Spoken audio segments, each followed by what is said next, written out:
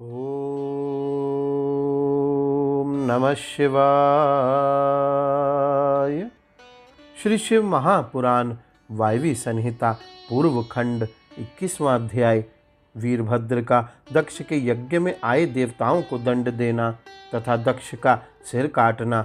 वायु बोले, हे विप्रगण, तब देवताओं में प्रमुख वे विष्णु इंद्र आदि उस भयंकर वीरभद्र से संत्रस्त हो गए तथा भय से व्याकुल हो पलायन करने लगे। देवताओं को उनके स्वस्थ अंगों से युक्त देखकर तथा दंड योग्य होने पर भी बिना दंड पाए भागते हुए जानकर गणश्रेष्ठ वीरभद्र क्रोधित हो उठे।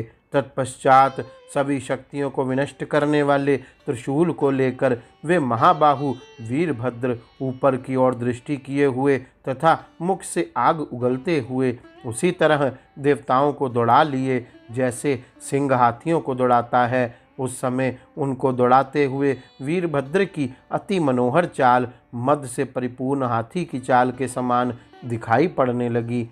उन बलशाली ने देवताओं की महान सेना को उसी प्रकार क्षुब्ध कर दिया जैसे मतवाला हाथी महासरोवर को मथ कर उसे नील, पांडुर, लोहित आदि वर्णों वाला कर देता है। उस समय व्याघ्र चरम पहने हुए और श्रेष्ठ चमकीले स्वर्ण निर्मित तारों वाले वस्त्र धारण किए वीरभद्र छेदन करते हुए, भेदन करते हुए, फेंकते हुए, गीला करते हुए, फाड़ते हुए और मथते हुए देवताओं के मध्य वैसे ही विचरण करने लगे जिस प्रकार सूखी घास के मध्य में अग्नि प्रज्वलित होती है। सभी देवताओं ने यहाँ वहाँ अकेले विचरण करते हुए त्रिशूलधारी एक वीरभद्र को हजारों की संख्या में माना।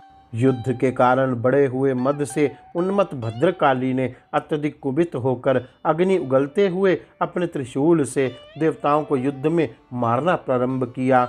रुद्र के क्रोध से उत्पन्न वीरभद्र उनके साथ उसी प्रकार सुशोभित होने लगे जिस प्रकार प्रलयाग्नि चलायमान धुएं से धूम्र वर्ण वाली प्रभा के साथ सुशोभित होती है।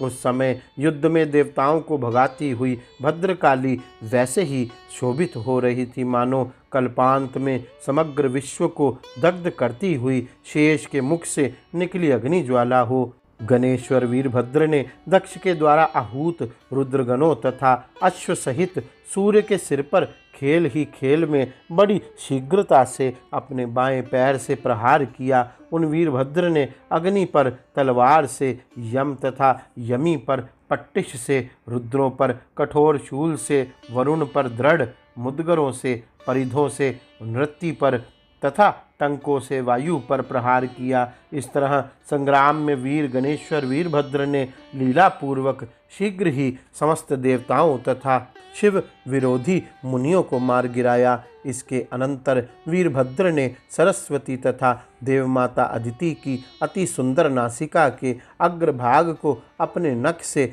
विदीर्ण कर दिया।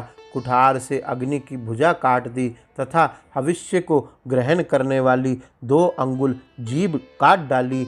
उन देव ने अपने नखाग्र से स्वाहा देवी की नासिका का दक्षिण भाग और उनका बायां स्तन अग्र काट लिया। परम वेगशाली वीरभद्र ने बलपूर्वक भग देवता के कमल के समान बड़े बड़े नेत्रों को निकाल लिया।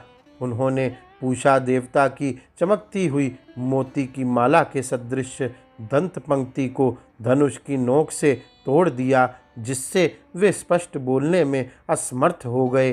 तत्पश्चात उन देव ने चंद्र देवता को लीलापूर्वक कीड़े के समान पृथ्वी पर पटक कर अपने चरण के अंगूठे से उन्हें पीस डाला। वीरभद्र ने अत्यधिक क्रोधित हो दक्ष का सिर काट लिया और विरणी के रोते कलपते रहने पर भी उसे भद्रकाली को दे दिया।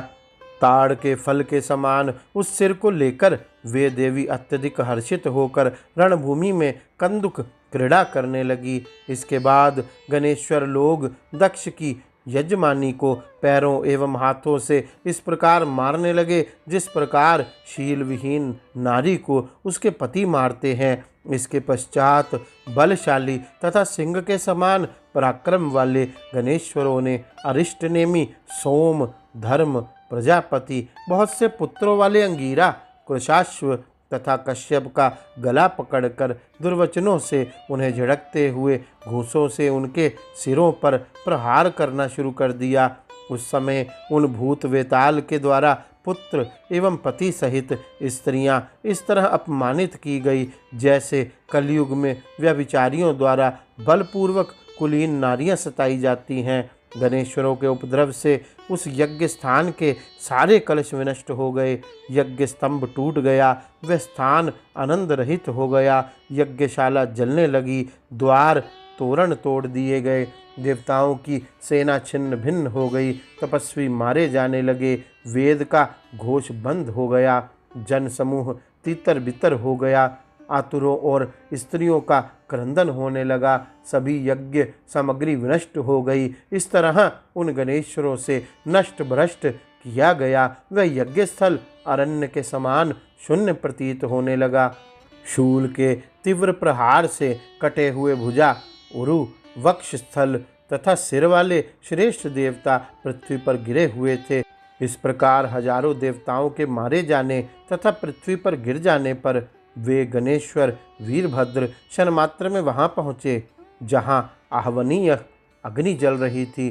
कालअग्नि के समान उन वीरभद्र को यज्ञ स्थल में प्रविष्ट हुआ देखकर मरण से भयभीत यज्ञ मृग रूप धारण कर भागने लगा। उन वीरभद्र ने कठोर प्रत्यंचा के भयानक शब्द वाला महाधनुष खींचकर बाणों को छोड़ते हुए यज्ञ का पीछा किया। जब यज्ञ का वध करने हेतु वीरभद्र ने बादल के समान शब्द करने वाला अपना धनुष कान तक खींचकर प्रत्यंचा की टंकार की, उस समय उसके शब्द से दिशाएं स्वर्ग तथा भूमि कंपायमान हो उठे। उस भयानक शब्द को सुनकर हाय अब मैं मरा, इस प्रकार कहकर वह यज्ञ विहल हो उठा। वीरभद्र ने अत्यधिक भय के कारण लड़खड़ाते हुए पैरों वाले, कांपते हुए तथा कांति से रहित उस दौड़ते हुए मृग रूपधारी यज्ञ पुरुष को सिरविहीन कर दिया।